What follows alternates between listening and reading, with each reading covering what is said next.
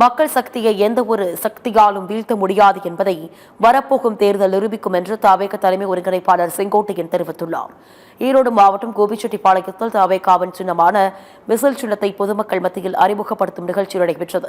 இதில் கலந்து கொண்ட செங்கோட்டையன் பின்னர் செய்தியாளர்களுக்கு பேட்டியளித்தார்.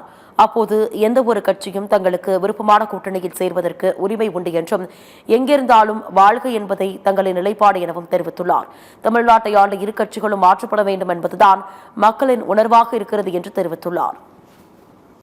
ஆகவே இந்த வெற்றி எந்த சக்தியாலும் மக்கள் சக்தி தான் அதை இன்றைக்கு வெளிப்படுத்தி கொண்டிருக்கிறது.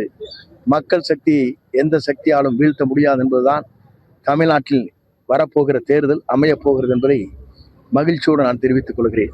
கூட்டணியை பொறுத்திருந்து பாருங்கள். ஏனென்று சொன்னால் ஒவ்வொரு கட்சியிலும் இருக்கின்றவர் 4 பேர் 5 பேர் சீட்டு கேட்கிறார்கள். ஒருவருக்கு மட்டும்தான் கொடுக்க போகிறார்கள். செல்வாக்கு மிக்க 2 பேர் 3 பேர் ஒவ்வொரு தொகுதியில் இருக்கிறார்கள். அப்போதுதான் வெளியே யார் வருகிறார், யாரோடு யார் சேரப்போகிறார் என்பதை நீங்கள் பார்க்க போகிறோம்.